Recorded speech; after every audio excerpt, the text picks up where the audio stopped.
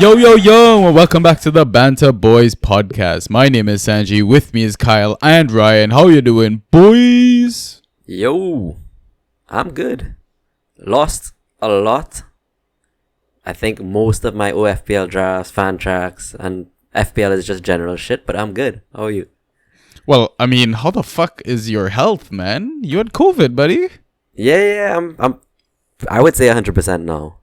I mean, I feel fine. Just a minor residual cough where I just have to clear my throat every now and again, but yeah. Is that the reason you lost in all your leagues?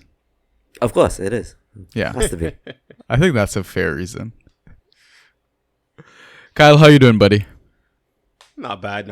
I was going to say, you lost, but quick turnaround. So, Yeah, exactly. get back on that horse. You don't even feel it anymore.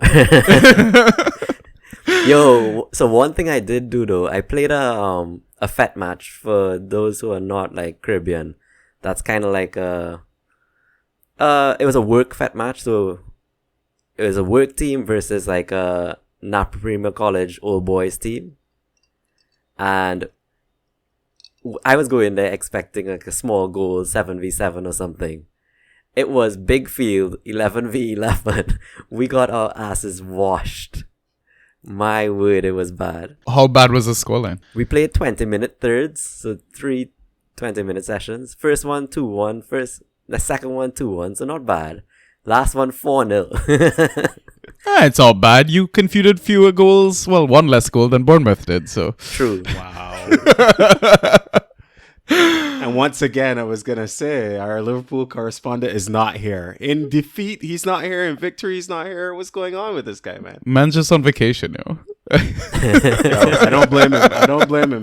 Enjoy the end of summer here in Canada. Yeah, Exactly. True. What's the weather like now, Kyle? Oh, it's still mid-20s. Oh, nice. We're good for now. Nice. I mean, speaking of our missing member, we should use his voice to plug our socials right now. So I'm gonna do that right here. Yeah, for sure. So you can message us on Twitter and Instagram. Our handles at BantaB. On Discord in the Draft PL channel, BantaBoys #6585. On Reddit, /Banta_boys. You can listen to us on Spotify, Apple Podcasts, Google Podcasts, SoundCloud, and YouTube, all under the name of Banta Boys.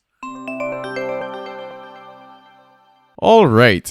So now that you've gone and liked and follow us everywhere, all over the world, so we're gonna do things a little differently for this episode because, like the boys mentioned, quick turnaround. The next game week is basically tomorrow because, I mean, time stamping this, it's right now after midnight in the UK, after 7 p.m. for these lads, out in Canada for Kyle and Trinidad for Ryan, respectively. Yeah, we're gonna do things a little differently for this episode. We're not gonna do league updates, partially because Kyle won his first game, so we can't really talk about that. I think we don't really have Twitter questions. Obviously there's a couple of things we kind of want to discuss. So what we're gonna do is discuss player picks in the first half, take our halftime pint, and in the second half we'll run through the data dump and just discuss some things that came across in our DMs, that sort of stuff, personal dilemmas. Just try and have some fun, see how it goes. I don't know if you boys are having anything to drink on this fine Sunday evening, but yeah, I'm definitely after such a long week. All right, so player picks. Kyle, I know you kind of did a lot of the grunt work for this, so I'm not sure if you want to run through the teams or pick a home or away. I could pick home, someone picks away. I think we could do the combination of the player picks and speak, of course, a little bit about the games that happen both Saturday and Sunday. Yeah. I think that would be a quick and efficient way to get through this segment. All right, sounds great. Ryan, I'll let you take away then. So, Okay. starting us off with Crystal Palace versus Brentford.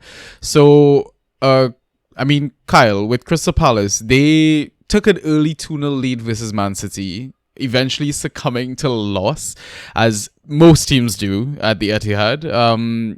Some of the picks that you're going to suggest. Yeah, I mean, coming out of that game, or going into it rather, they did not have Zaha, so their attack was formulated a little bit differently.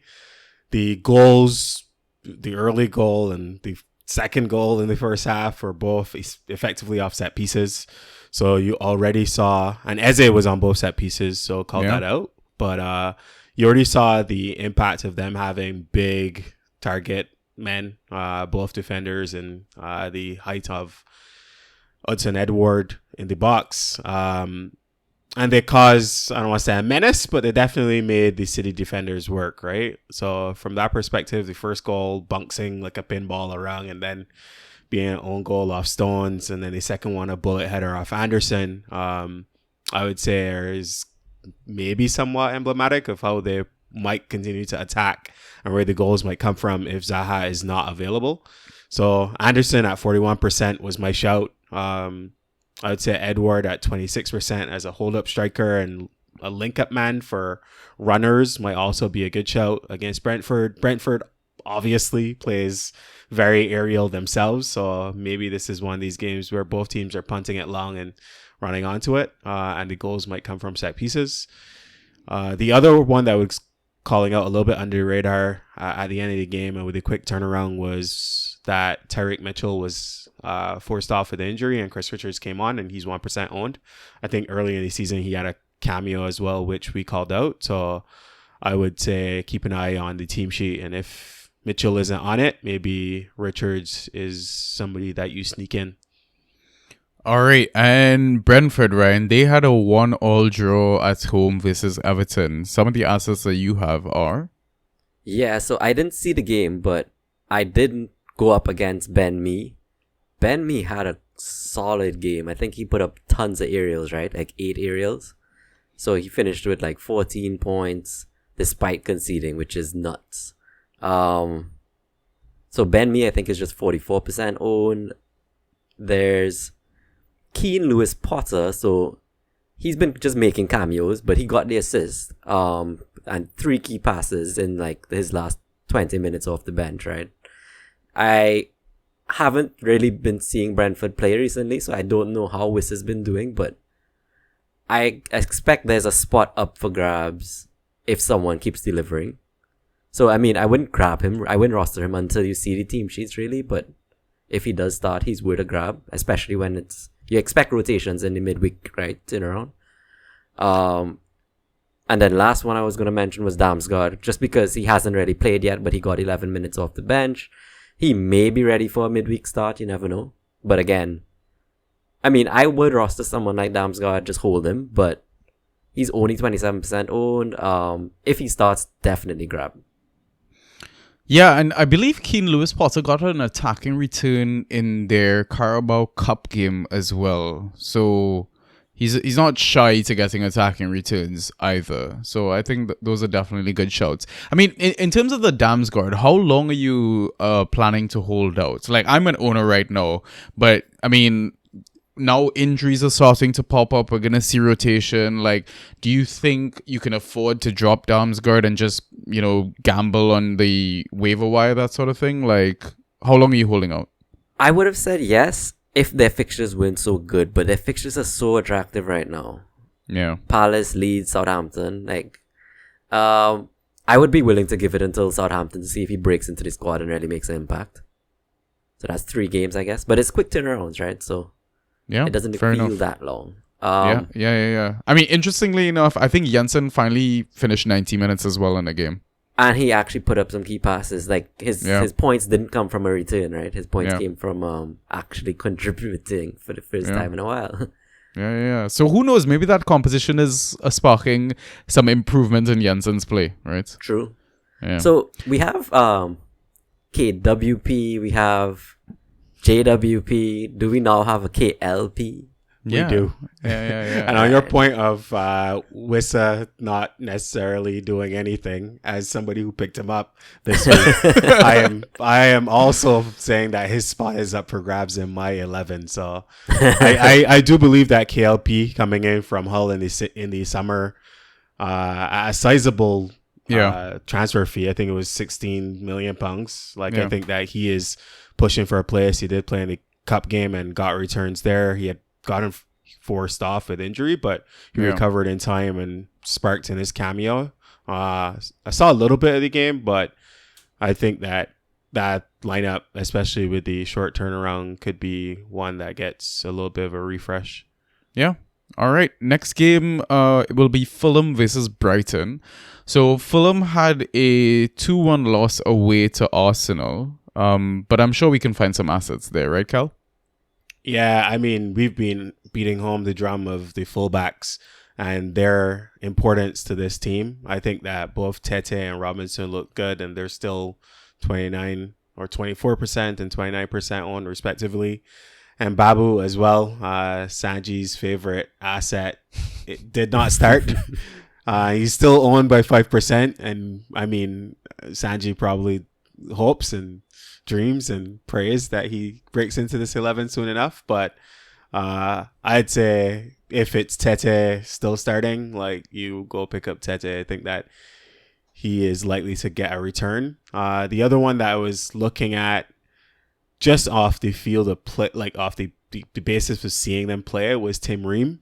I didn't even know that he was the captain's armband, or he was wearing the captain's armband. He is the captain. Sorry, this time around. Is Tim Ream American by any chance? He is American. Yeah. Next to Anthony.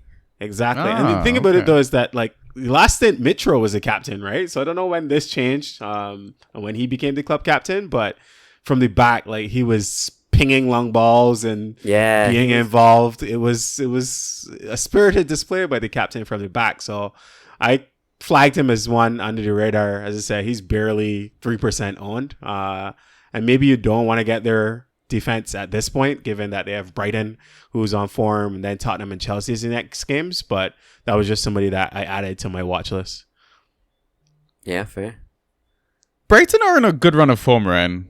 Oh, really good run of form. So good. Right? They won 1-0 at home. Yes, another clean sheet for these lads versus Leeds, who were the free scoring team at the moment, right? Everyone wants their Rodrigo and Harrisons right now. But like, how do you see this game going? Like, what sort of assets are you going to predict? So I expect Brighton to pull this one off, but I expect Fulham to score. Fulham just look, that hungry with Mitro leading line. I don't know. I find it very upsetting that they did not pull a point away from Arsenal. They've just been playing great football, man. I did not expect it. From Brighton, specifically for this game, I see Kyle's note here. Their assets should be more owned, and I completely agree. 100%. Like, Adam Webster and Lewis Dunk, 37-35% owned. Webster's been putting up like 12 a game, Dunk about 10 a game. And they're less owned than Tariq Lamptey. Like, make it make sense. How does that make sense? Lamptey is yet to start a game? Like, everyone's chasing that upside, man. Yeah. The other assets, I don't know how to pronounce this guy's name. Estupinian. So he looked ridiculously good. I only saw the first half, but 3 key passes, I think, 2 accurate crosses in that first half. And he ended off with 15.5 points. Man, I think if those passes can be converted, like, he'll have a great season. Unless Potter does some nonsense, pushes Truss back there, and, well, you know how Potter could be. But And then last one, Solly March. I was up against Solly March this week. He just kind of did what he does sometimes. 11 points. Pretty standard for him now, I would say. Yeah, definitely Brighton players are, like, under-owned. Like, I think, I know Dunk doesn't put up great ghosties, but just because of the run of form that they're in right now, like, I stuck Dunk in my back line. Just expect those 10 points, like, with that CS. Like, I'll take that at this point. Yeah. All right. They're competing for Champions League, man. Maybe. I mean, we're not good enough, I think, based on our predictions. So question for you guys, though. Do we expect any rotation from, like, Fulham, Brighton, or other teams who don't really have Europe to contend with next week? I'm hoping for rotation and Babu Tete rotation. Like it would validate my choice and holding him so far. But I think we'd probably expect, like, I would expect rotation in maybe like the wing back spots or maybe up front, like places that I would think you'd be exhausting a lot more energy than, versus the 3 centre back spots, especially even the main centre back spot. Like, I think Dunk will play throughout this fixture congestion. Maybe the CDM, etc. Maybe Mwepu comes in as like one of those punts, right? And if he starts, I'd be grabbing him 100%. Yeah, fair. Kyle, you have anything to add on that? No, I don't think that anything insightful from these last 4 teams that we talked about. I think that there's other teams, or rather, if we look at the squad depth, I think that there are other teams with more depth where you might expect rotation, but I don't think that any of the ones that we already talked about have remarkable depth that they're chopping and changing. I would imagine big teams rotate, obviously, but yeah, these mid-table teams, I think they'll just continue to capture form and try to stack as many points as early as possible in the season, right? Yeah. Right. I mean, also, since we're still on that Brighton game, I would hope maybe Potter also, I mean, obviously, Ryan, you're a Welbeck owner. I mean, for his sake of lasting more long term, I would hope that he gets a rest and isn't rolled out like in consecutive games. And maybe that opens up the space for Undav, right? Because I do believe he also returned in the Carabao Cup fixture for them. So that would be a good streaming option, I think, as well for this fixture. Yeah, I mean, if he does start, I think the Welbeck owners for sure could easily pick up both. I think either one who starts with the form they're in is a good option. Yeah, for sure. All right, next game, Southampton versus Chelsea. So Southampton had a 1-0 loss at home versus Kyle's team, Manchester United. But surely there were some bright moments from this game, right, Kyle? Bright moments for who? United or Southampton? Actually, let me rephrase that. Rare bright moments for United. But let's talk about Southampton first. I mean, I was going to say, like, we're on a streak now, guys. I mean, that's what happens again when you bench Maguire. And, Malacia, again, getting another start, putting up the points. Kyle, you're looking like a real winner day by day, man. We'll get to United and we will not revisit the trade, but yes, I'm feeling good about it at this point. On the Southampton side of things, though, the one surprise when the team sheets dropped for me was that Gineppo started at left back.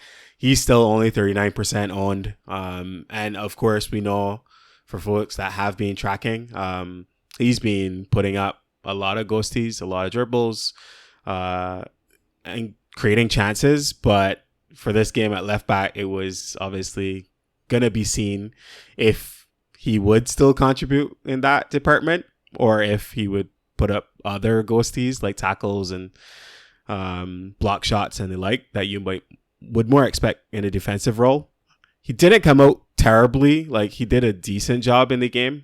He got a couple of tackles and he had a key pass as well. So he came out with 5.5 points, which is a little bit underwhelming, of course, if you're going to start him as an attacker. I would keep an eye on him, though, given that the thing that I would call out is clearly his positional versatility and the fact that he might be nailed in the lineup. So not a bad person to have in your squad, even though depending on what position he's in, like, he might perform better one day versus the other, or even in the middle of the game if they change formations. So that's still the big one that I would call out. Yeah, because we've seen them switch like from back 5 back to their preferred 4-2-2. Yeah, they've been doing that in the middle of games, and I'd say Ralph is probably being more mad scientist than any other manager at this point in terms of trying to find like the right formation. Is Perraud not like back though? I thought he was fit again. I think he's fit, but I don't think he's played. Okay. So I think he was on the bench for the last couple of games. I think he was on the bench for United, but he didn't come on. So I don't know what it is. I can't tell you what Ralph is thinking, but he is rolling out really young squads. That's one thing you could see, like all the way from the back. If I can't remember the Southampton episode, but I don't know if it covered off like how young. Well, youngest I think it average covered age. off, That's yeah, I was what gonna Jacob say, was saying. I was gonna say I think it covered off like the fact that they were recruiting good young players, but I don't think in the preseason you could have expected that they were going to be rolling out this young of a squad. So all the way from the back with Bazunu and the other under the radar shout from last week, who also shone this week in Bella Kotchap, who's still 4% owned. He was colossal against United. He had a remarkable shot early in the game that could have gone in. He's on our data dump, right? He is, exactly. He had 8.25 points, putting up he had 2 interceptions, 5 aerials, 2 block shots. He was a beast. And if they're rolling out these young kids that are just hungry for playing time and ready to prove a point, like, I'm all for it. He had 4 shots, 0 on target. Yeah. So in the grand scheme of things, like, I think that team is a little bit hungry. They're going up against Chelsea, so that will be no small feat. But if they put up the same fight as they put up against United, like, these Southampton assets all return points. So maybe you could stash them, choose to play them or not, depending on what your roster looks like. But I think you might be able to buy low on a bunch of their assets for when the fixtures become a little bit more favorable. Yeah, and Chelsea, now they had a 2-1 win at home. After going down to 10 men is when things kind of turned around. But I think there are a couple of assets that might start popping up at Chelsea now, Ryan. Yeah, I mean, Loftus-Cheek has gotten consistent playing time. He's only 38% owned. We know he's been filling in. Well, I don't want to say filling in, but he's been playing that right wing back role that Reece should have been playing, right? I mean, Koulibaly's red card didn't do them any help. They kind of had to use a makeshift back three this game week. Chalobah came in. I grabbed him. That did not work out. I know. You did it again too, I posted the lineups and this mother effer went and grabbed Chalobah. I was like, you know what? Karma's gonna deal with Ryan again, and it did. I didn't even want him. Like, I was just trying to I was trying to palm him off to you. He was. Ryan DMs me and it's like, yo, you want Chalobah? Yeah, 1 fab. Like, he's just trying to squeeze fab out of me. I'm like, bro, I'm good. Like, and even my Nottingham Forest players that Kyle was like laughing at me starting against Spurs put up more points than Chalobah. Yeah, considerably more. But Chalo is there. I mean, I don't actually expect him to get much minutes again, especially when or if Fofana goes through, right? But Aspi is still there, around 44% owned, so it's like one of them has to play. I mean, Koulibaly's suspension is up, right? So he's right back in. I see what you did there. Right back. But yeah, really, those are the few I want to shout. And well, with the red card to Gallagher, there's a space in the center, you would think. Kovacic is fit again, supposedly. Just 29% owned, but we know what he can do. And he's probably very much needed in the middle of the park. So I would definitely grab him if you could. Yeah, I mean, interesting on the whole Chelsea debacle, let's say. Man, things are still not looking good. But, I mean, going based off of, like, let's say websites like Who Scored that, you can access, like, the different formations and the timelines and that sort of stuff. It's saying that we were playing, like, a 4-4-2. And from what I remember, I feel like Ruben wasn't playing as much right wing back or right back or whatever, like based on game state. Like, it felt like he was more in the center of the pitch, like so was Gallagher, etc. So like before that, like silly ass fucking red card happened. Yeah, so I would say we were more 4-4-2 or anything like that, like a back four. Like, James was definitely given a bit more license to kind of push forward, right, as a right back. And then I mean, obviously we push into a back three, give James that proper license to bomb forward, and the game kind of turns on its head in that sense, right? That's why like you see Cucurella even getting forward a bit more in that sense as well. So I mean, it'll be interesting moving forward. I do think Kova and Jorginho will play bigger roles moving forward, and I hope Ruben gets the time given to him that he's deserved, because I mean, no offense to Connor, he did amazing things for Palace. He is an amazing player, but I think it's all too new for him right now, the way he's being used and the pressure of wanting to perform for his boyhood club. Like, yeah, I'm not sure how easily Connor's going to break back into the squad, especially if, let's say, Kova stays fit. Loftus-Cheek starts getting some attacking returns as well. Because, I mean, even in this game week, I think he was close to scoring a goal again. Like, he got into the box and had his shot saved, right? So, it's just one of those things to kind of monitor moving forward, I think. Yeah. All right. So, Leeds versus Everton now. So, Leeds finally lost a game. Screw those guys. Beat us 3-0, man. A little upset about that. It's a narrow loss, though. Narrow loss. Yeah. But, I mean, they lost a team in form like Brighton, right? But do you think they will be able to put up a fight versus Everton, Kyle? Obviously. Is there a worse team in the league than Everton? Oh I mean, Bournemouth. Come on. I don't even think Bournemouth is like worse than Everton at this point. I think they just had terrible fixtures. True. In my opinion. Yeah, true. But yeah, I think from Leeds' perspective, I think that they still have favorable fixtures. The Everton game is a good bounce back. And then after that, they have Brentford and Nottingham Forest. So I think that the assets that we've shouted out before are still favorable. I think Pascal Struijk is up to 74% owned, so at least people have jumped on that bandwagon. It would be interesting to look back at our notes and see how we progress week on week. So that's been good to see. The other defenders, though, are still widely available. So I would point out Christensen, Diego Llorente, Leon Cooper is back, which was one that I know Sanji flagged last week as a Ghost Points machine. So I think that when we see the lineups come out, I think we would target the Leeds defenders who are all very available. Outside of that, I think that the attack probably remains the same if there isn't a change with Bamford coming back. So I don't think there's anything that you probably can go pick up that would be helpful. So I think the defense, if you're looking at that picture, is the way to go. Yeah, I think honestly, like when I look back at the table and based on how the season has gone so far, I feel like where I kind of expected Leeds to finish, I feel like now they're going to overperform what my expectations were. Like I feel like with the midfield duo that they have with who is it? Is it Roca and Adams? Yeah, Mark Roca and Tyler Adams. Yep. Yeah. They're doing a tidy job, man, in midfield for them. So yeah, tidy real world job, but it doesn't translate to fan tracks, right?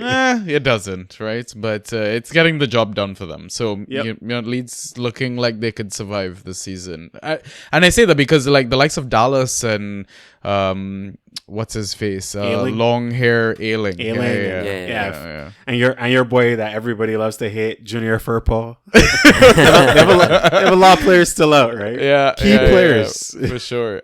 So Everton, again, we mentioned them earlier in the pod. 1-1 draw with Brentford. They can't seem to let go of these like losing situations. They keep squeezing out points here and there. So who do we have from Everton, man? Yo, they were winning for majority of this one now. they collapsed in the end, but oh, it was that way around. Okay. Yeah. Surprising that we have pretty much the entire defense is available. I don't know how much you want to trust them though. I see Mikulenko is still putting up okay points. I mean, if a clean sheet were to come their way, I would say his point return would be decent. Cody also had a good...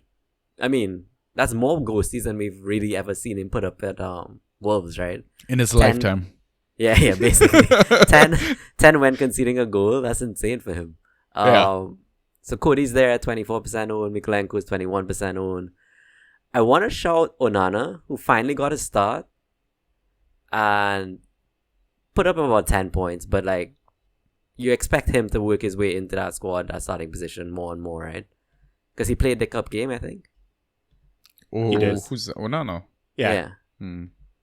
So he's there, I think, at just 15% owned. And then last person I want to shout, Brighton legend Neil Maupay, yo. they have a forward. They surely until DCL is back. But DCL's back in training next week or something like that. So Yeah, but I think he's still a couple weeks out, no? yeah, maybe. He'll have yeah. to get back to fitness. And Yeah. I mean, Maupay wasn't horrible last season. Let's be. I mean, how much worse can you get from like Rondon and like? Yeah, but the thing is like Rondon helps their system. I'm not saying like Rondon. Obviously, we're looking at points for like assets that we're picking up and stuff like that. But I feel like Maupay is just gonna be a greedy bugger that's just gonna miss all the chances. No, I mean, well, yeah, miss all the chances. His conversion was horrible at Brighton. His conversion is shit. So bad. But like right now, what have their goals been? Right, like there's just been a longish ball broken away, and then like Gordon and Gray put them away. So. And oh man, Gordon just has been. I don't know. This kid needs to learn how to finish too. That's what, 9 shots on target in the last 2 game weeks? And yeah, I mean, he did finish. He got his goal this game. Come week, on, so. but like 9 shots on target. Yeah. He's smashing the ghosties right now. Yeah. So I don't know. I don't know how much to trust Everton. I mean, I personally am not that excited about them, so. Yeah. It blows my mind that Iwobi is still like under 50. I don't know. Yeah, it blows my mind that he's still a regular starter for Frank. That honestly is blows my mind also.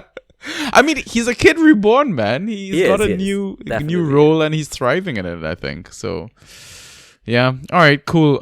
Why was Keane on these notes, by the way?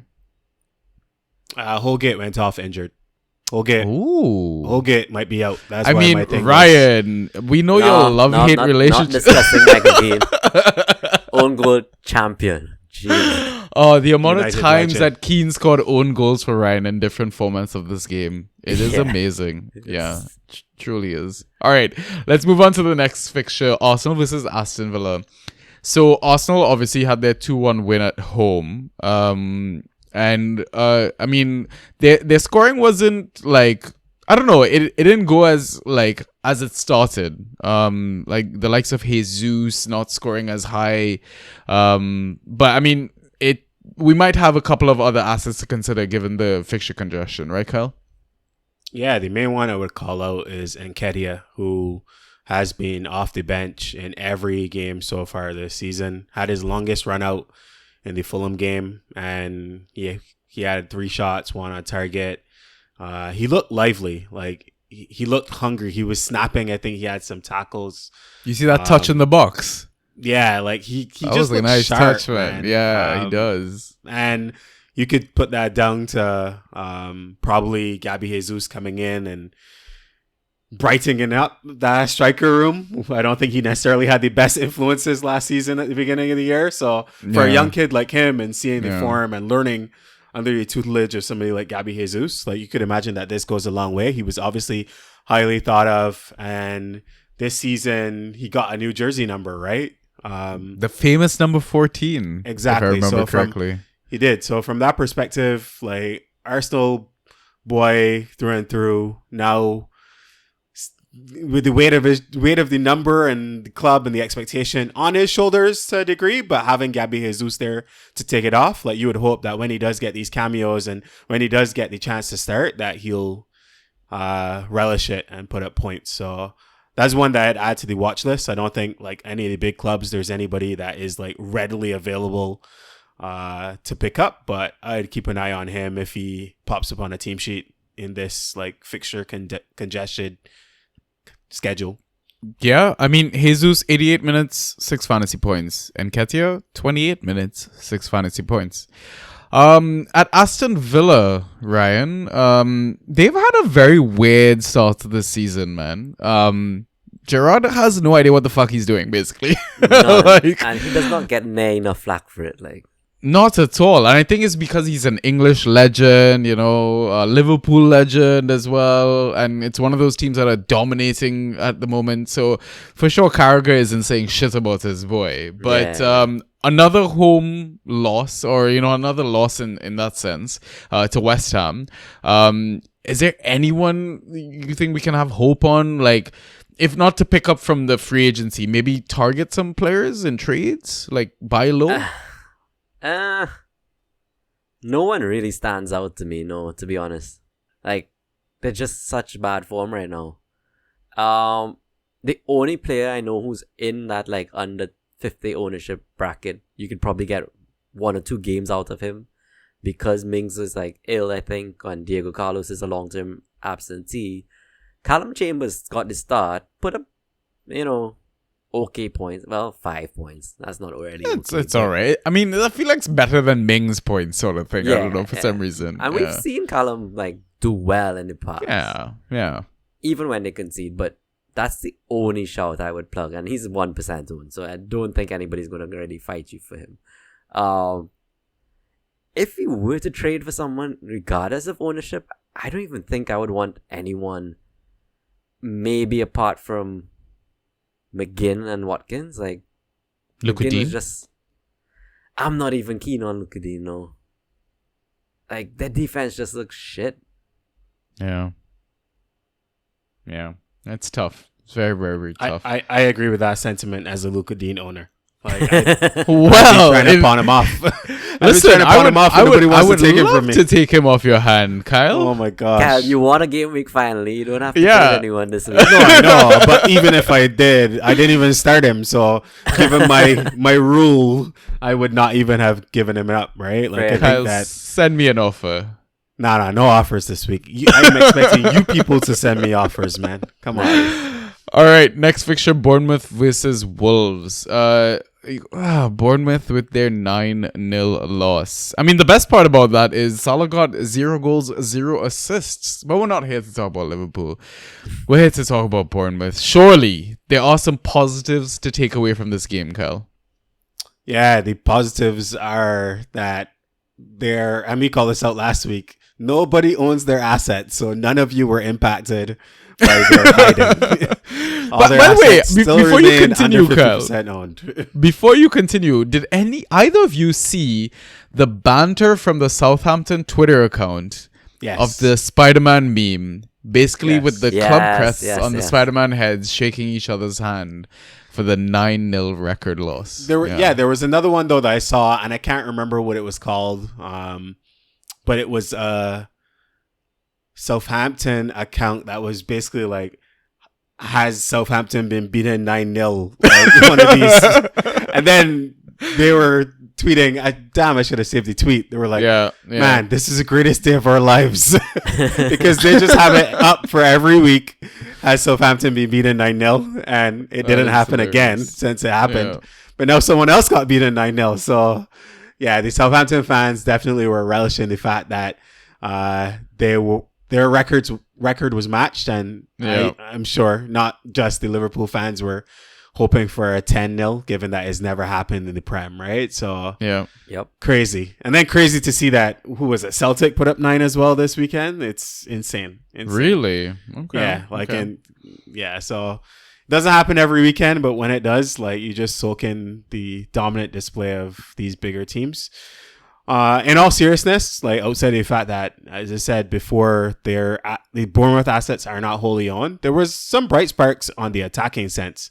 Tavernier, who was a shout out, I think, in week 1 as a sleeper, he put up 9 points. He had a good involvement on the pitch. Like, as I said, given that their team was getting hammered on the defensive end, and I'd say some of those goals were very lucky. The game itself was relatively open. They still had chances, if they could have finished, to not make the result seem as embarrassing as it was. So I think that looked good to see from a neutral perspective, that they were still open and playing ball, and they didn't just like all sit back. Because you can argue that the reason why they got hit for 9 is because they were trying to play out, and then when they fell back, like their defensive formation ended up in all out of sorts, and that just allowed Firmino especially to beast in between the spaces. So that's kind of what I would call out in the grand scheme of things. So Tavernier looked good up top. Kiefer Moore is still playing that lone striker role.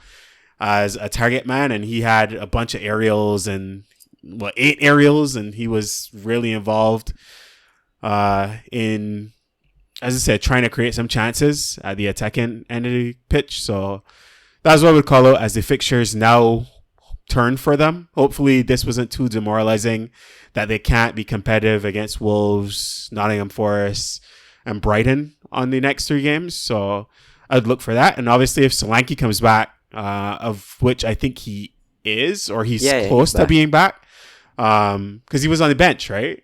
Yep. Or yeah, so like from that perspective, I would say. Oh wait, the Solanke came on. I think. Oh, he came off the bench. Yeah. My brain couldn't remember. Yeah, he came on for 45 minutes. That game was a blur, man. But yeah, like given that he's back as well, like I'd keep an eye on him, right? Like I think that they have good options in attack. Billing and Jaden Anthony and the other 3 that we called out. I think that I would look at them against more fair opposition to see how they do perform. Yeah. Ryan, so Bournemouth is facing Wolves. Wolves with a 1-1 draw at home. They just seem to struggle to score goals, though. They can't keep relying on the brilliance of Ruben Neves from outside the box every game week, right? No, yeah, they definitely can't. I know someone in Maniacs kind of said Wolves looked decent for like 60 minutes, and then you just see the players just dropped off completely. I didn't really see it myself, but I don't know. There's still like missing parts to this team, I want to say. Something's just not clicking, and you thought maybe with Jimmy coming back that things will come together. I guess I'll give it time. I like the new guy, Nunes. He's been fitting in fairly well. Yeah, he's popping up into some very goal situations. Threatening exactly. situations for sure. And then Guedes got the assist, so the new guys are doing stuff. It's just, is it enough? I don't know. At Wolves, I want to shout João Moutinho, but I see Kyle's note here that he is old, quick turnaround, and is he able to, play back-to-back games? I don't know. I guess we'll have to wait on the lineup and see. But, if Moutinho is starting at 32% owned, he should definitely be in someone's lineup. And then just generally the defense is very lowly owned. I mean, Max Kilman, Collins is there, 39 and 16% respectively. Semedo got a start, which was surprising to me, but he had a great game actually. Created created 1 chance, but he scored 8 and he got a yellow card. So I mean, that was a double-digit return given that he conceded 1. Not too bad. I don't know, was Aitnery injured? Like, what was that about? No, I think Aitnery just sucks at defending. I mean, fair, okay. Kyle's just nodding in agreement. I love it. Yeah, goals, right? Like, I guess.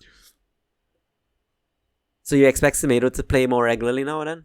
Yeah, I think so. I mean, what was Semedo's breakdown of points? 1 key pass, 3 tackles, 1. He was actually like keeping up with ASM until the yellow card moment. 1 accurate cross into the box, 8 clearances, 2 block shots, 2 aerials. I think the only thing that surprises me about his haul is 0 successful dribbles, which I thought is what he's usually known for in terms of his scoring. Yeah, but I think he was kind of actually trying to defend this time. Yeah. If you don't I will always go back to the debate. I don't know who's worse, Junior Firpo or Nelson Semedo. Like, let's ask Gosens. Yeah, for sure. All right, awesome. Let's move on to the next game, Man City versus Nottingham Forest. So, Man City had their home win 4-2 to Crystal Palace, coming back after being 2-0 down. But the problem is that all Man City assets are always owned. But we might have a sneaky pick, Kyle. Yeah, we could. I think we called him out last week as well. The new signing, Sergio Gomez. The only problem is that he is not a defender in our league. So if you're going to play him, he's listed as a midfielder. He's still only 6% owned. So you do run the risk of not getting the upside of the clean sheet points. But honestly, in the form that City is in and their lack of ability to keep a clean sheet to start the season, I think that it might not, or rather, the last 2 games, I would say. I don't know if it's necessarily a foregone conclusion that he would get that upside points. So, I mean, I keep a look out on the team sheet and see if there's any rotation. The only other one I was going to say that might get some points or get some run, is Cole Palmer. He's another one of these promising starlets of the academy, and you could think about the path that Foden took to eventually getting playing time in the 11 and cementing a spot in the squad. If he doesn't get sold, or if you don't get sold at City, they hardly loan out players that they plan to keep. So if he's there, maybe he does find a way into this 11 for the odd game, and that might be an under radar asset to stream, but I wouldn't say to seriously go after him or Sergio Gomez at this point. Yeah, and I mean, speaking of Cole Palmer, they had that friendly with Barcelona, which I believe was supporting the ALS cause, if I'm correct. Yeah, I mean, yeah, ALS is like, yeah, it's a scary disease, man. Learned about it during my program, and yeah, glad that they're able to raise money for such a fantastic cause. But yeah, Cole Palmer returned in that fixture as well. I think he scored their second goal, so it's definitely an asset to consider if he starts. You know, obviously, you'd assume that almost all assets at Man City are talented enough to get some form of an attacking return, if not contribute to the ghosties, right? So Nottingham Forest, Ryan, I keep hearing and reading that Nottingham Forest are actually playing good ball. Like, they look like a good team, but they had a 2-0 loss at home versus Spurs. But, I mean, their assets are still putting up points regardless. So maybe there might be a shout. I mean, listen, I know City beat like a couple of teams recently, battered and bruised them, but maybe Forest can put up a fight. Who knows? Yeah, I mean, apart from Hendo, who looks so good, like, I still can't believe you traded him out, mate. Yo, I was just hungry for that Haaland. I don't know, I just wanted Haaland. Anyway, I get that. I mean, he scored a hat trick for you, right? Yeah, just wasn't enough. If a hat trick isn't enough, guys, I don't know what you're doing. Yeah. No, but I don't want to suggest any defenders against City, but Steve Cook back in the squad, put up 8 points with a yellow card, looks solid on the ghosties, and Sanchez is there, like, kind of raising his hands because he's the owner. Man, I don't know. I think Steve Cook could actually have a good season despite conceding goals every game. We talked about that so before. We did before recording. Yeah, we did. And so before Ryan jumped on. Yeah. So my Pinnock of last year, right? Exactly. So my reasoning was we looked at Niakate as like a proper asset. So when I saw Niakate putting up the points that he was, I'm like, okay, this guy is definitely the Pinnock, right? And it might not just be the talent level of the player. Like, I'm not trying to insult Steve Cook based on what I've seen him do for Bournemouth, but I think it's what the system causes, right? It's his role in that system. So he's kind of forced to do what he has to do to keep the ball out of the net. And we know Nottingham Forest keeps conceding so many chances. Like, it wouldn't surprise me if Dean Henderson is the goalkeeper that has faced the most amount of shots in the league so far. And the only reason they've not been conceding so many is because Dean Henderson is an amazing goalkeeper. So while Dean Henderson is fit, yeah, I would love to hold on to Steve Cook moving forward. Yeah, agreed. I mean, the only attacker I want to plug is Gibbs White, record signing. You know, he's broken into the squad. He should be nailed now. First okay debut game, I would say. 5 played points, 90 minutes versus Lingard, right? Sorry, go on with the stats you were saying. Yeah, 2 key passes. I mean, he didn't quite get into it, but again, it was tough opposition. City will be tough opposition too, but you think when they get like a team more at their level, you would expect points from Lingard and from MGW. Yeah.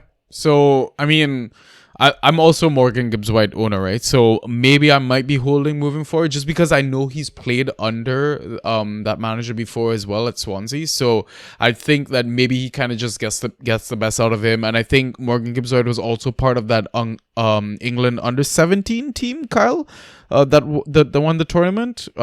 So yeah, it's for those reasons that, you know, going based off that player manager relationship, that I'm kind of gambling that he's gonna do well. So yeah, I like those shots for sure. Did you talk about Renan Lodi, by the way, signing for Nottingham Forest? Talk about that 18 signing, yeah. 18 is mental. Like, they might as well start a Nottingham Forest B squad at this point. Yeah, no, but Lodi had impressed me. I can't remember from when, but how old is he now? Yeah. I see. That's the thing that confuses me. Is that depth or is that like a starting spot? Kyle, what's your take on this? I think it's starting. Lodi's 24, so yeah, honestly, Lodi's experienced European player, right? So yeah, exactly. Experience coming from Atletico. Like, my thing is that the pitch that, and of course it can't be realistic, but the pitch that Nottingham Forest is obviously making to these players is that they want to stay up and they want to build a program that is, I don't want to say ambitious, but it's sustainable, right? So you're spending it, you're pulling forward the future spend, not unlike Barcelona from being in the Premier League. Of course, Barcelona selling off percentages of their future rights in perpetuity, and like Nottingham Forest is essentially just saying, yo, we'll make 150 million like this year. You know what? If we just reinvest it right now, that's a more sustainable way of going about business. If it guarantees future cash flow every single year of 150 million plus, right? So yeah. I get it. So I think Lodi is coming. I think it's a World Cup year as well. So you got to imagine that players that are coming from other leagues and coming to big teams in the Prem are looking to put themselves in high profile positions so that they get called up for their national team squads, right? So I think that everybody is looking for playing time. That's why you're seeing all these loans and signings. And I wouldn't be surprised if Toffolo, who's Sanji's favorite, or one of his favorites, is put under serious competition for that left wing back role. So that's what I would say. And then Gibbs White, as we talked about, like club record signing, I would imagine that he also becomes nailed as a starter in that 11. All right, awesome. Moving on to the next fixture, West Ham versus Spurs. So West Ham won, finally, 1-0 versus Aston Villa away with a Fornals goal, I guess. But again, they haven't been very inspiring. A lot of managers would have drafted Bowen as their second round pick, I want to say. Maybe early third, right? But he's not been doing anything so far. Like, so I'm curious, what's your take on him, Kyle? Also with any assets we can consider moving forward. If Ras was here, he would know, or he would call me out. I hate Jared Bowen. I don't know. There's no reason or rhyme or reason why. I just don't like that guy. Honestly, though, I think it's very similar to Son, right? Like, I think that there's some players that, and Eriksson, like, we could go through your list. We could probably do a redraft right now and look at the early season first two rounds and compared to early season form and see the players that are disappointing. And if we were doing a trading segment today, we would talk about as probably buy low assets. I think the case of Bowen, to your point though, is that we aren't seeing the underlying stats and goal involvement that would give us any comfort. So that's something that I'm a little bit cautious of. So an asset who was already not favorable in my eyes is even less favorable. On the flip side, to your point, somebody like Declan Rice, I've been very impressed with. He was really driving, I don't want to say the bus, but he was driving a lot of the attacking activity, and he ultimately created the chance for the goal, which was a lucky goal. And that game was very terrible, and it needed a lucky goal. I mean, it was a shot on target, but with the deflection, there was no way that Martinez was going to save it. So honestly, I've been impressed with Rice as the most creative player in that midfield. Souček is there picking up ghost points as well, but I feel like we've already come to, since 2 seasons ago, and not expect as much attacking return from Souček. And the rest of the attackers are probably a little bit interchangeable for me. We still haven't seen Cornet. I don't know why. Skamaka started. Antonio got bench. I don't think we've seen very much, if any, Lanzini all season. So honestly, and Paqueta is signed now as well. So it'll be interesting to see what ultimately becomes their new attacking unit and what it will take to inject some life into this David Moyes team. Awesome. So Spurs had their 2-0 away win versus Nottingham Forest. I get messages and audio clips from other fans, listeners, and I'm hearing that Spurs still aren't looking their best at the moment, right? Even early first pick, maybe within the first 4 or 5 rounds, Son, really not performing right now for managers, right? But I think one thing that we expected moving forward, and I think Kyle is also quite high on them, is the Spurs defense. So do we have any options over there, Ryan? Yeah, we do. I mean, with Romero out, but he's almost back. I think he's recovering well. Did he train? I don't know. Yeah, he's apparently training and could be an option for the Wednesday game against West Ham. Okay, That's why Kyle grabbed him. Yeah. I mean, it's me and Ryan in this arm wrestling match for Spurs defenders right now. Yeah. But I own Sanchez. I got him off Kyle in a trade. And Sanchez is 40% owned. If he gets to start again, of course, you play him. Spurs defense is just looking decent or solid. We know Perisic is also old, and Ryan Sessegnon is there at 48% owned. If he gets the rare start, I would play him without a doubt. Expect some, exciting moments where he's bombing down. Maybe get an attacking return from him or two. But it is Perisic's spot, so there's no guarantee. But I mean, I think with jumbled up games like this, there's no way Perry can last. Yeah, I agree with that. Unplug. I think the other one that I would call out was Bentancur went off at the end of the game with what seemed like a head injury, and he was trying to come back on, and they were telling him he couldn't go back on. So if he is diagnosed with a concussion or anything afterwards, maybe use Bissouma slots in next to Højbjerg in the holding role. So that would be one more that I would keep an eye out just for the next game week. Yeah, good shout. I missed that.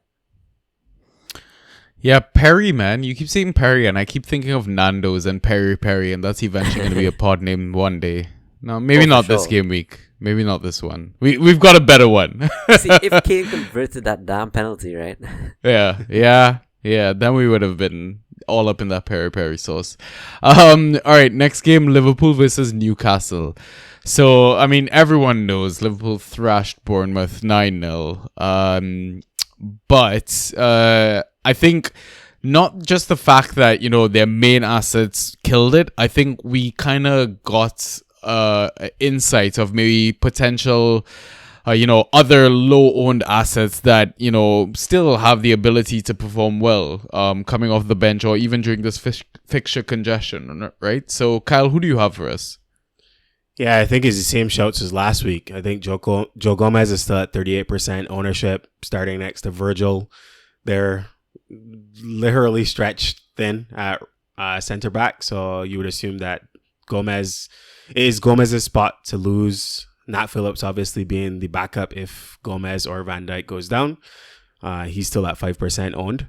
And then on the attacking side, we actually have options here compared to somebody like City or Arsenal, where their squads are basically all healthy and none of the French players can break in. Like Liverpool is being tested in terms of depth at the beginning of the season. Harvey Elliott obviously shone in that first half, and he's already up to 62% owned. So maybe he's still out there. Some folks can grab him. But Fabio Carvalho, the starlet who we talked about last week, is still also at 23% owned in so he's available in most leagues, and I think from the bright display off the bench is probably somebody who's going to push to get more playing time, and as the fixtures pile up, you would assume that he'll play more in the Premier League versus playing in Europe, so that'd be one to keep an eye out. And then the last one I'd call out is Tsimikas, because we know him. We know his form, or we know his class. We know his form when he gets a run of games. Robbo was good, which is a good thing for Liverpool fans, but one can argue that Tsimikas is probably one of the best bench left backs in the league at this point. So keep an eye out. Maybe stash him if you want some wing back coverage. Or maybe you expect that Liverpool is going to run out 9-0 winners again, and he'll get a cameo and be on set pieces and earn a couple of assists again. All right. So Newcastle had a 1-1 draw. Like, I mean, you talk about smashing Newcastle, but the thing is, last season Newcastle's XGC was up there with the likes of Man City and Liverpool. Now I understand Wilson is out with his hamstring niggle. I think I heard ASM also came off early with a bit of an injury concern. Not early, but right at the end of the game, right before the the extra time. Which is still a concern because we know he does tend to pick up these niggles every now and then. So they might not score or whatnot, but I'm not sure they're gonna get smashed unless, Ryan, you have some other interesting options on the board. So there are two attackers I'd plug at the moment. Joe Willock, 37% own, consistent points. I mean, you'd think he'd be hovering around that 10 point mark, and he returned, I think, exactly that this game week, right? 10 points. He's just that kind of option. I am surprised he's that lowly owned. Chris Wood is leading line for them with Callum's injury. I don't think Isak is ready to go. I mean, I could be wrong, but Chris Wood probably leads the line for them again in midweek. Yeah, it's not the best of fixtures, so don't expect much there. But the most surprising one for me was Ryan Fraser came off the bench, got 24 minutes and 6 points. 2 accurate crosses into the box, 2 key passes, 6 points. Boom. So I think there's definitely space for that kind of attacker to get points. I'm not saying necessarily it has to be Fraser, but whoever plays there. And then with ASM's injury, there's the space for someone, right? So he's only 2% owned. Yeah, I mean, it's also Fraser. I didn't watch the end of that game, so I don't know if Fraser is just running past people and lobbing the ball into the box, and Chris Wood's a tall ass fucker, so he has a target to hit in that sense. But I mean, Isaac ain't that much shorter anyways, right? I don't know actually who's taller, Isaac or Chris Wood. Kyle, you might have to fact check that for us when we move on to the next fixture. Leicester, and the final game actually, Leicester versus Manchester United on the Thursday night, if you're living in the UK. But Leicester had their 2-1 loss to Chelsea. It's a bit of a weird one for Leicester right now, losing one of their best centre backs. Maddison has picked up a niggle now. I'm not sure what to make of Leicester right now, because you'd think this was a great fixture, looking at it weeks ago, but now United have sorted their shit out. Is there anyone we can really trust at Leicester, Kyle? No. Short and simple. Let's move on. Leicester sucks. I should have given Ryan this this side perfect. of the fixture. This is perfect. I'll be quick with them, and Ryan could talk about United, and I'll just sit here and smile. But no, Leicester. We talked about it. They haven't done very much business, if any, and more outgoings than incomings, especially in this period, is definitely a shocker. Amarte could slot in, and I think he played the majority of the season last year when Fofana was out with his injury. So with Fofana presumably gone and that money coming in and the window closing all in the next 3 days, you would imagine that he retains a slot, and maybe he's the best available option at 2% ownership. But in reality, I don't like any options. That's my personal opinion. Maybe you guys disagree, but let's see how the window closes. I'm still willing to be, or my opinion is still willing to be changed. But just for right now, I don't like any of their options. I think I agree with you. I think though, if Maddison injury is long term. I don't actually know how bad it is. The point distribution kind of changes. Like Tillemans had a scream of a week. 6 key passes, put up 18 points. Like that just wasn't happening with Maddie on the ball so much, right? So I think you have to kind of reassess the team if Maddie's out long term. If not, Yeah, I don't know. I agree with that. My thing is, but that's if you extrapolate like this as a thought though, like Harvey Barnes was already injured for the first couple of weeks. True. Maddie got injured now. Vardy's injury didn't happen yet. So honestly, like we're constantly going to be reevaluating this distribution of points. Yeah, we shouted Ioza Perez last week, and he got 34 minutes this last game. Yeah. 4.5 points in that time, though. And he could have arguably got the equalizer off the crossbar. Yeah. So my thing is that I think that they could be a good team. I think we know that they're a quality side when they're fully fit and performing. Right now, just the overall way that the club is being run gives me a little bit of caution. And as I said, like maybe the window closes and they start promoting. Yeah, they get somebody or they promote some random like youth man like Dewsbury Hall last year, right? Like, like somebody could come on the radar and like actually like perform. We might not have seen it yet, so I'm just patiently waiting. But I don't really want any of their assets. Okay. Yeah, that's fair. Awesome. Manchester United. So they're on a winning streak. 1-0 away win to Southampton with that brilliant Bruno Fernandes finish coming from a Diogo Dalot. Ryan, another player you traded out. Again, I don't know why.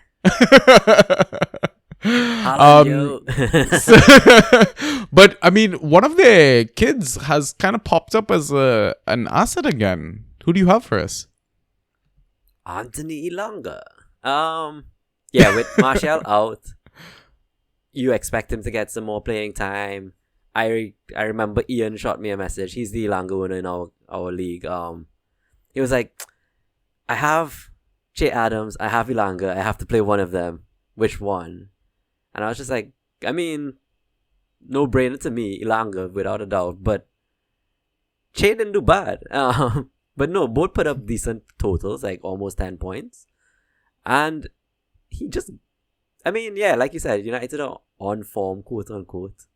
I think they're only going to get better from here. I think Casemiro looked decent once he came off. And, I think they're going to have a lot more possession of the ball this season. They've fixed the hole in the back. Well, I guess the idiot in the back. So... Hey, no slander. Let's be objective. I should cue up that gif that Sanchez always sends out where Maguire's just running around in circles and like loses the ball constantly. I thought you meant the one with him pointing his fingers in the air. We need to plug these both on Twitter at some point. Yeah. But it's really just Elanga I could shout. Maybe what's his name? Brazilian central mid. Fred? Yeah, that one. Awesome. Yeah, I think Elanga is a good enough pick for sure. All this slander, I will jump in. You know what the actual secret is here? I figured it out, guys. Ten Hag just really needs an Anthony in his starting lineup. Oh, there you go. Anthony Martial, Anthony Elanga. Now we're going to spend 100 million on Anthony. This squad is like Arsenal with Gabriel's. Oh my god. Is that signing confirmed then? It is. Okay, interesting. You know what? I've got a good question about that, which we will kind of discuss in the second half of our pod, because it's a perfect time for us to take our halftime pint. So we'll see you after the break.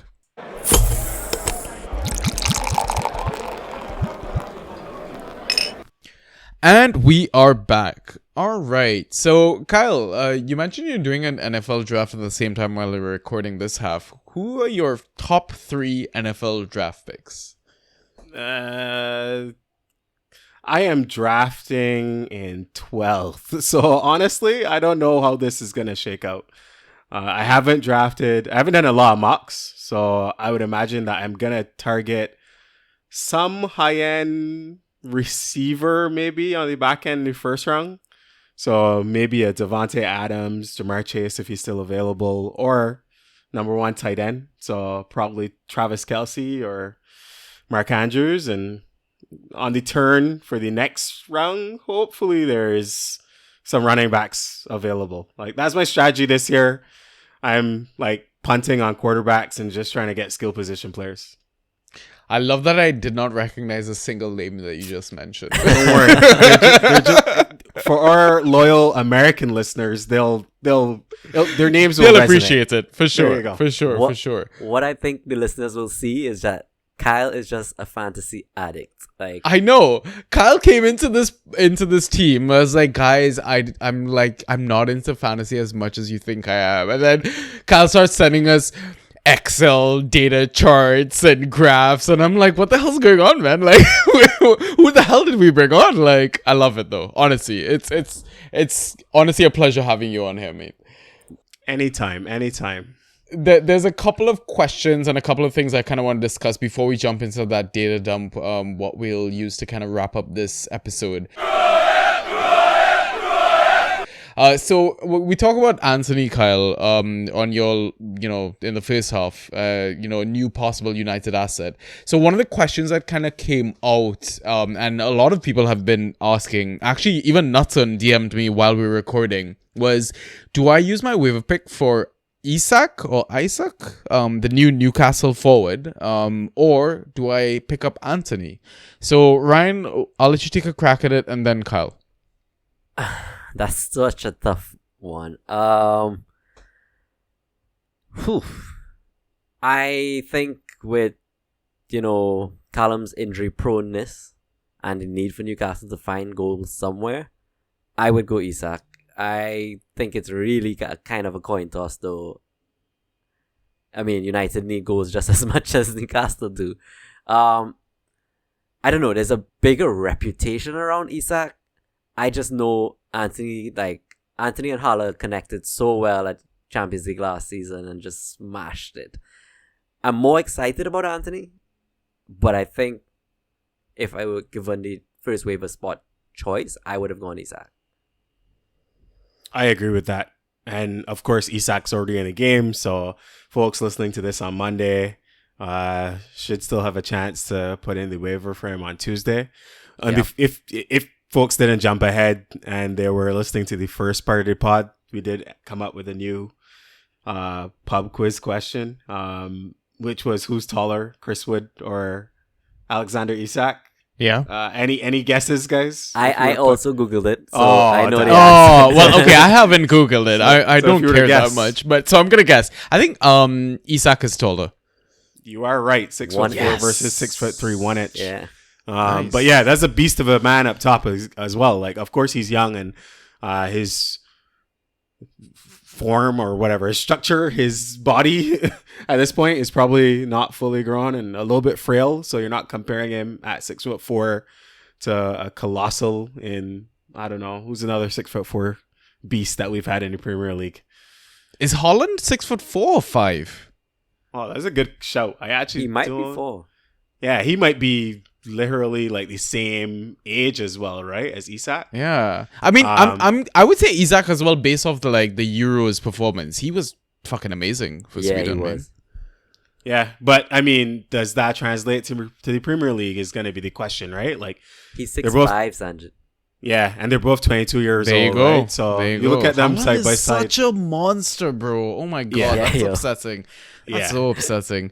Anyways, so the other question that also came in was, he is also an Alisson owner, and he was wondering whether to drop Alisson for Sanchez because he can't see Liverpool keeping as many clean sheets with all the injuries, that sort of stuff. But I mean, yeah, I'm not sure where I stand on this. I feel like it kind of could be close enough towards the end of the season that I would rather trade Alisson out than just drop him outright. What do you boys think? Kyle and then Ryan. Yeah, I agree. I guess the question is a little bit of like tactics. Like, if you were trading him out, what would you need for this team? because you're not going to do the goalkeeper swap unless you're Ryan, who would take whoever has the shittiest goalkeeper, then drop that goalkeeper and pick up Sanchez. It's a little bit concerning that this league, Sanchez isn't drafted, though. So Wait, what? Well, I mean, if he's dropping Alisson for Sanchez, then Yeah. Yeah, Well, right? yeah. I It's a thought little you bit meant our concerning to league, me. and I was just No. I was about to go put in a waiver claim, bro. yeah, no, not our league. I'm saying the listener who asked the question, Yeah, right? Like if yeah, Sanchez isn't available, there probably is somebody that has a very shitty goalie that you could either trade for that shitty goalie and pick up Sanchez, or maybe you could entice them to give you a defender or something else. But I would definitely do that because I think that you can get better value out of Sanchez than out of Alisson long term. Yeah, I would agree. I think though it changes a lot depending on how big his league is. If it's like a 7-player league, 6-player league, then you probably might be why Sanchez is on the bench. Not heavy on the bench, on the waiver pool. And maybe then you can even stream goalkeepers, and I wouldn't even care if I drop Alisson. Like, I'll just pick up the next best one every week. If it is a proper size. I was gonna say spoken like someone who traded Hendo and is doing that right now. Correct. If it is a proper size league, 10 or 12 players, then yeah, do exactly what these guys said. Trade out Alisson. Don't just drop. Get some value out of it. Awesome. And now the final question comes in from one of our team members, Kyle. You posted this or asked us. And I think we'll pose this question to Ryan and then I'll answer it. So Kyle, why don't you ask it? Well, boys, Chelsea is dung bad in red cards this season. 2 in 4 games. And my question was, which one was worse? Koulibaly 2 double yellow cards or Gallagher's double yellow cards? Just the fouls. So you could grade like the timing, the positioning, the lack of common sense. I don't know. Yeah, so I only saw Koulibaly's. Like, he automatically wins for me. But like, it was very similar, right? The fouls. Yes, And remarkably similar. if you are already on a yellow card, just don't be an idiot. Come on. Like, no. So, I yeah, think he given wins. game state, yeah, I would agree. Koulibaly's was worse. Because from what I remember, I think it was still 0-0 when Gallagher got his red card. Yes. Granted, Leicester should have probably scored and been up by then. Yeah, I would think Koulibaly a bit more senior, a bit more experience in that, from that point of view, yeah. I think Koulibaly should know better. Yeah. I agree. I mean, I think that the impact of the red card, given that, as I said, they're both kind of silly fouls, is bigger for Koulibaly than it is for Gallagher. But yeah, I just thought that was funny, and it was literally kind of identical if you put them side by side, how both yellows kind of went about being given. Right. Yeah. Or earned, rather. Yeah, exactly. All right. So now we will jump into the data dump. Ay, ay, ay, ay, ay. Fantasy with the Banta Boys. Kyle, you composed the list of this, so I'm going to let you run this segment.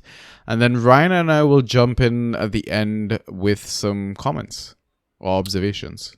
Yeah, for sure. So for folks that are familiar, like we'll just go over your data dump across the key scoring categories and standard fan track scoring. So to get us started, key passes, we had 6 from Tielemans. We had 5 from Martinelli. We had 4 from Firmino with 3 assists, but we also have 4 from Bernardo Silva and James Ward-Prowse.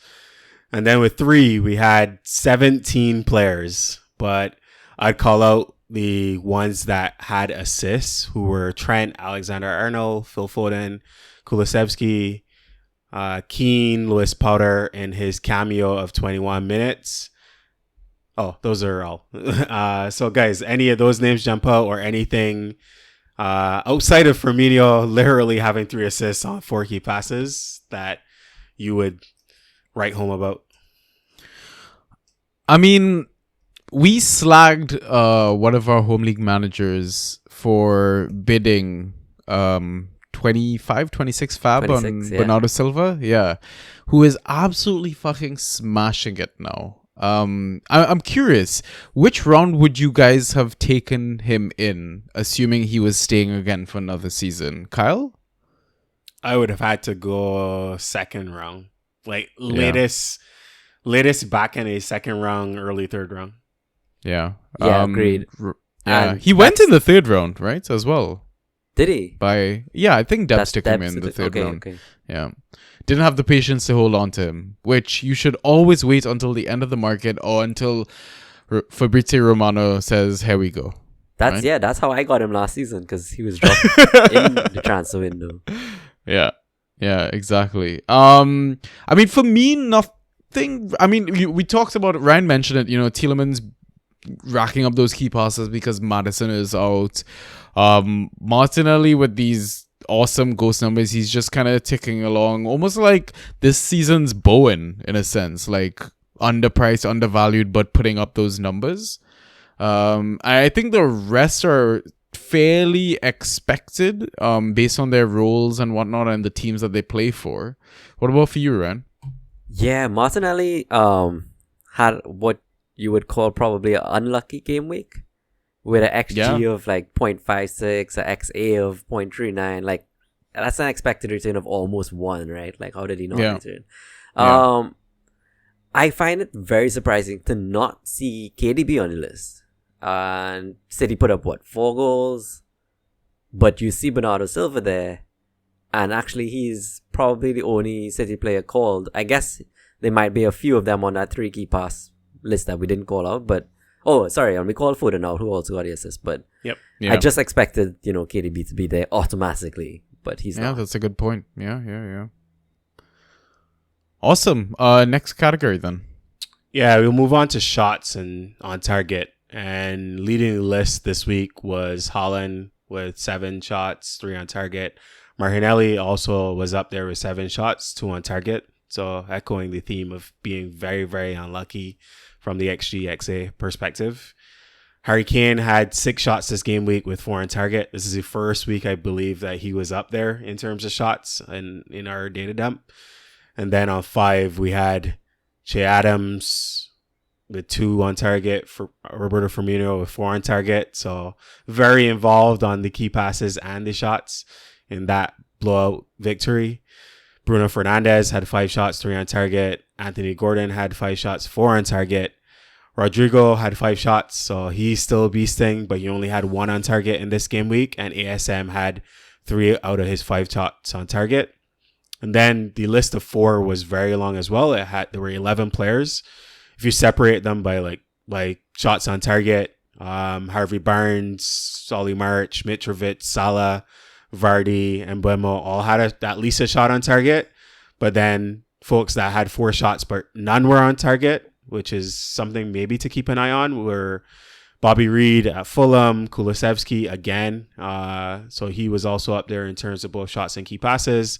Ryan Yates from who was on from the start this game week, and Bella Kotchap, who, as I said, beasted against United, but had 4 shots, but none of them were on target. So over to you guys. Anything jump out on this long list of shot creators this week? Ryan, go for it, mate. I mean, okay, so sure. I just love the volume that Haaland puts up, but man, he does not like ghost points. He does not. That's why I think I traded this him. is kind of expected, though, right? He's I guess purely it is, a finisher. Yeah. He's a clinical, yeah. But I mean, come on. I have a theory about that, though. I think that he will start to get ghost points. I think right now it's how the opposition is lining up and like it being a little bit early and City not having played with a striker in the past. Yeah, just playing to his strengths at the moment. Yeah, so I think it's gonna like open up. I think that like I can't remember which game it was. The game where he had the assist on the first touch of the ball. Right. Yeah. I think he wasn't that against Bournemouth. Yeah, that was Bournemouth, right? I think that he could contribute from a ghosty perspective, but now it doesn't look as good when you compare it to someone like Mitrovic, right? Agreed, exactly. And the concern is he gets so few touches. Like that same game, he got the assist. I think he only got like 10 touches in that first half or whatever, but one was an assist. So, I don't know. The rest of it looks good, exciting. I mean, Gordon, 4 shots on target again in 5 shots.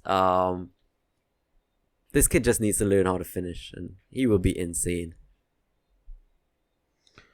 Yeah, it's nice to see Ryan Yates up there. I mean, we kind of talked about him even last episode, how much of an asset he could be moving forward. I'm kind of curious how many of the Chelsea players were on the 4 shots attempted list, because you don't see any of them listed from what we have here, yet they came out with a 2-1 win, but Leicester having lost, their assets are showing up here, right? Both Vardy and Harvey Barnes. So, I mean, I don't know what that says about our midfield, our defensive situation, that sort of stuff. So that's the first thing that kind of jumped out to me immediately. Well, nobody on Chelsea had 4 shots, right? The most shots were Sterling with 3, with 2 on target, with literally 2 goals. And then Reece James had 2. And then Chelsea only had 2 more shots, right? 1 from Thiago Silva and 1 from Ruben Loftus-Cheek. So in total, Chelsea had 7 shots. Which is crazy, because Leicester are a team that are just conceding left, right, and center at the moment. Yeah. Right? And one of those goals that we scored was a lucky-ass deflection as well. Yep. I think also Kyle pointed out that Kane was the first time he's showing up on this high up on the list, right? Yeah. But I mean, Nottingham Forest, though. Exactly. Yeah. And we've seen that trend consistently. Yeah. Kulu even put up 4 shots, but none on target. But they just... I mean, Dean Hendo, you just have to get past him, but they just concede so many shots. Yeah. How many shots did Son attempt this game week anyways? I know, I was so shocked to not see him on the list. Son has also not been on the list. Son had 2 shots. Crazy. Yeah. He had an offside call where he was 1-on-1, and he didn't even put that away. I mean, in the first 4... not there. Yeah, the first 4 games, like, he's had 4 shots, 2 shots, 3 shots, and 2 shots. And in every game, it's been, outside of the first game where it was 2 out of 4, like, only 1 shot on target. So in grand total for the season, it's 11 shots, 5 on target. Yeah. Over 4 games. So night and day from his where he left off last season, Are you trying to buy low on Son? Like, you think managers would have given up hope by now? Like, frustration, maybe. Not give up. Maybe, hope. Right? As a top 3, top 4 pick even. Because I mean, his only haul has come in the first game week of this season, the 21 points, which includes an assist. But other than that, it's been quite subpar, with scores of 5.2, 6.5. So buy low, man, if you can. Go for it. Give it a punt. Okay, so next category then. Next category, accurate crosses. KDB, who was missing from key passes and shots, is here with 4. On 3, there was Trent Alexander-Arnold and James Ward-Prowse. And then 2 in this game week, there were 13 players. The only ones I would call out are the ones that played less than 90 minutes. And that was Cancelo on 60 minutes with 2 crosses.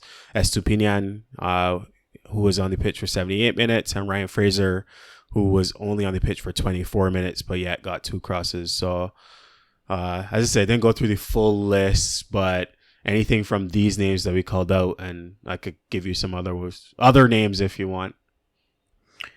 I'm wondering if KDB got those accurate crosses, because from what I remember from highlights and stuff like that, Crystal Palace were very organized defensively, right? So maybe he wasn't able to pop into the spaces that he usually does to offer that final key pass or whatever, and it was just him crossing and pinging in balls against again, organized defense. That was exactly it. With Bernardo Silva actually getting the key passes.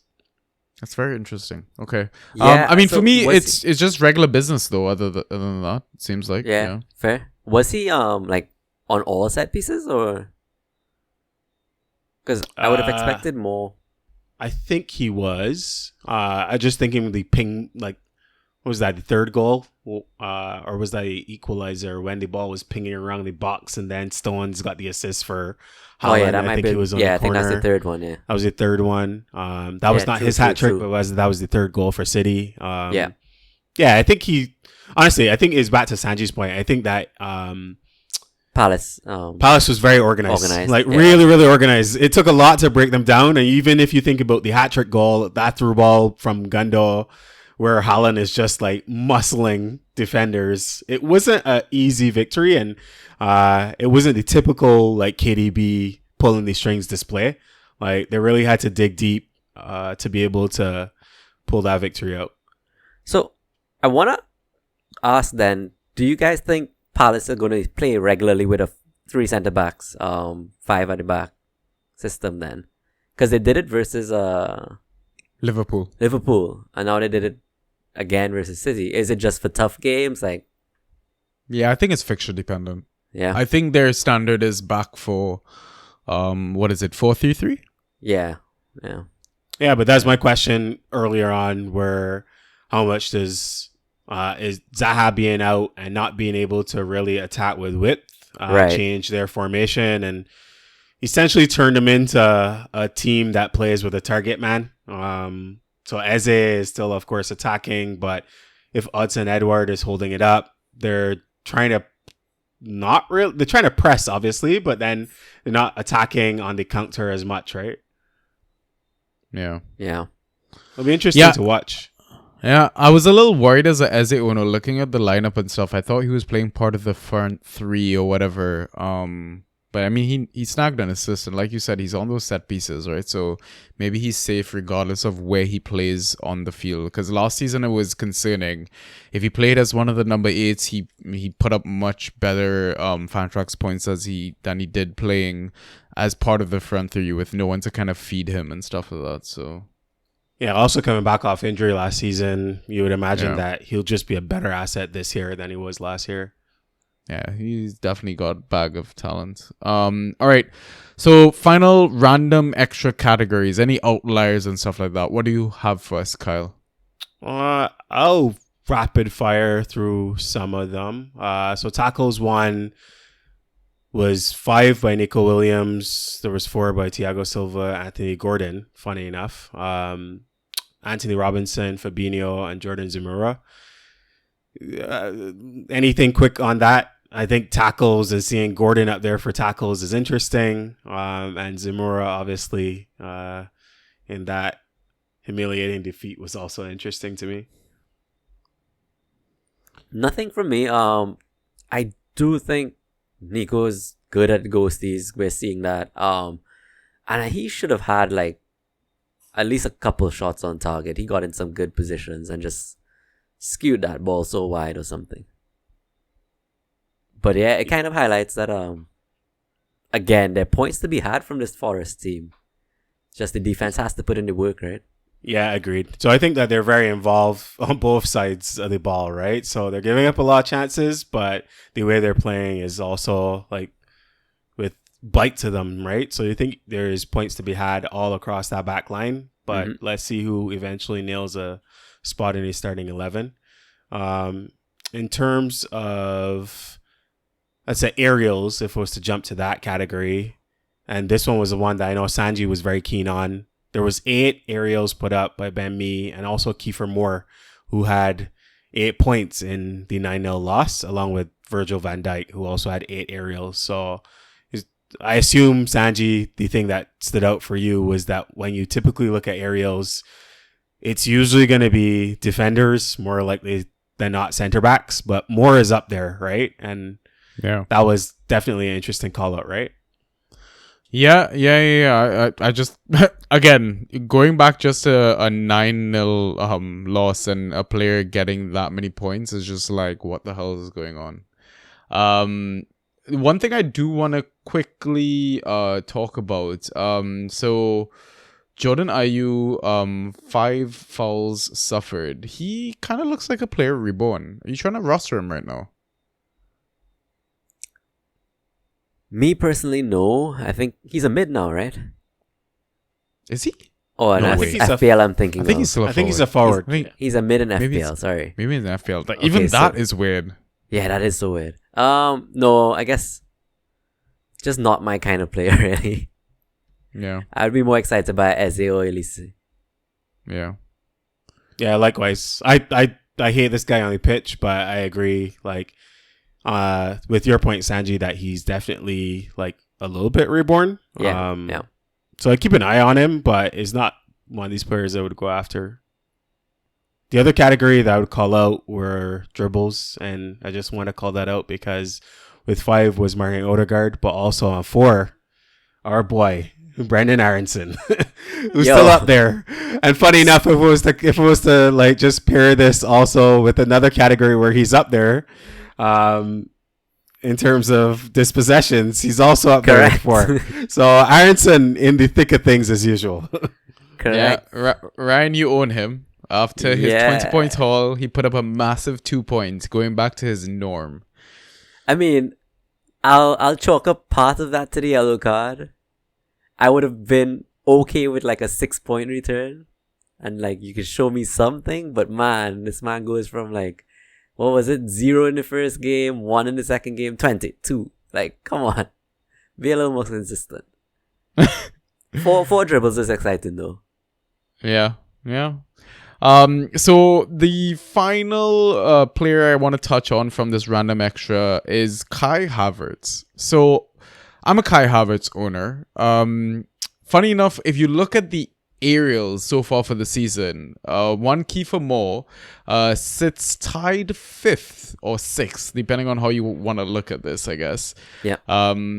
Or tied 6/7th. I can't count, I guess. But anyways, Kiefer Moore is there, 16 aerials. But if we look going upwards, right? Tied on 2nd, and these are 4 players that are tied on 2nd because Mitrovic is ruling the aerials with 28 of them. Ben Mee, Tarkowski, Virgil van Dijk, and Kai Havertz, 17 aerials won.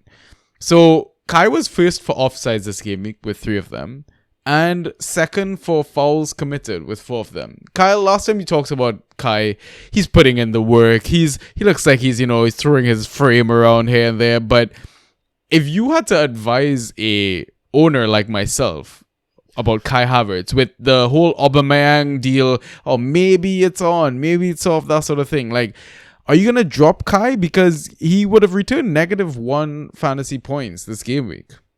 No, not that he would have. He did. So,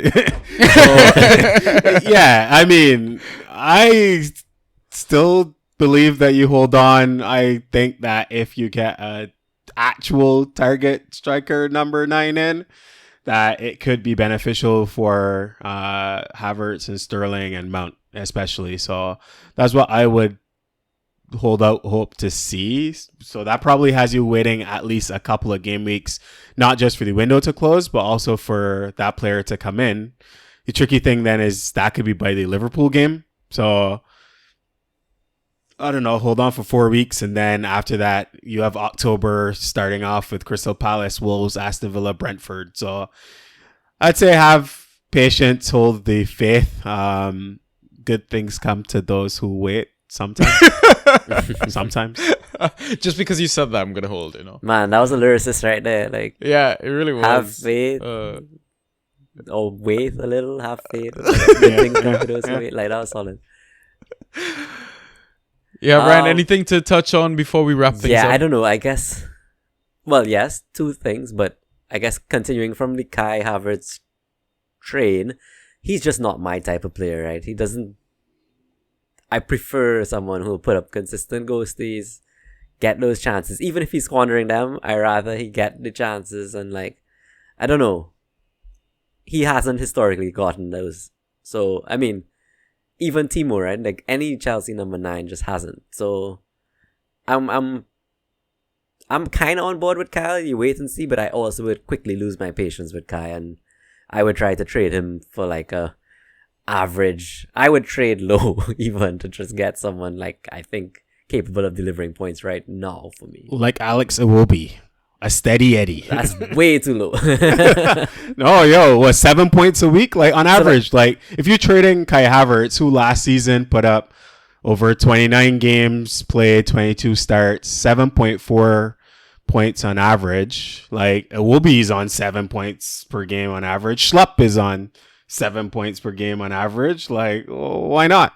So I'm thinking of like a kind of Anthony Gordon and something else in there to sweeten the deal, make the manager like give up a consistent performer for someone who is possibly able to hit holes, right? That's Kai. Because, I mean, if Oba doesn't come through, you're getting a nailed Chelsea striker. It's still playing for a top team, right? I mean, he had 8 goals last season and 3 assists. And his first season, he had 4 goals and 4 assists. Like, I don't know. So what you're saying is he's going to get 10 this season. I mean, or 12, right? If you go based 4, on 8, quick 12. maths, you know? Yeah, so I don't know. He'll get 12 goals and 2 assists this season. You could bet that with your favorite bookie right now. True. Yeah. So, okay, the last thing I had was a question for you guys. Dan Burn, once again, starts for Newcastle. And in that Matt Target spot, I'm a Matt Target owner, but if you were a Matt Target owner, what do you do? I find this such an annoying situation to be in because... And then Burn got yanked early, so they're clearly using Target still, but when he came on, I don't even think his average position was so strange. Like, Who's that? Targets, yeah. It was like middle of the pitch, kind of advanced, weird. I didn't actually see his impact when he came on, but man, it's just weird. Well, I mean, for the back end of that game, Newcastle was putting Wolves under pressure and trying to get the equalizer, right? I mean, I would be interesting to look at, I don't know, win probability or any of these sliders. Maybe we should do that on who scored and see probably go how check it out. Yeah, see how that changed. But I would imagine that the way that Eddie Howe is trying to establish this system at Newcastle, he wants to end up in a world where he doesn't need to chop and change. He has a regular nailed 11 and he sticks with that for now, like because of form and fixtures, targets the odd man out. But I would imagine that he could win his spot back, but in the interim, he'll probably be right in the bench. At least that's what it looks like, right? Because Byrne went off with the head injury after getting smacked by his own player. No, it was last game week, right? He or was that midweek when he got like? I think it was midweek. Yeah, when he got smacked in the head by his own player. But yeah, like I would imagine. No, you're right. Yeah, it was the Nottingham game, right? Right at the end of the game when Botman or whoever kicked the ball right into his head. Correct. Yeah.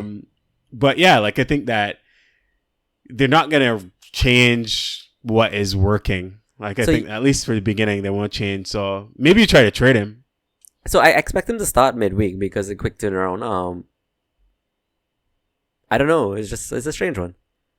My concern was Trippier was touching his hamstring. Yeah, I think that was also a concern as well. So I don't know if Trippier is like one game away from getting injured and Target's a viable option, because if I remember correctly, Target was on some set pieces and stuff last season as well, right?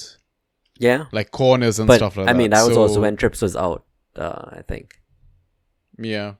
Yeah. So that's what Sanji's hoping, that if Trips gets injured, then there you go. So I mean, double upside. Oh, I'm going to buy low on Trips 100% after that. Oh, for sure. Gimaresh didn't even play this game week. So I mean, I don't think I agree with you, Kyle. He's not going to chop and change, but like the players. But I think Bruno is injured as well, right? Is he?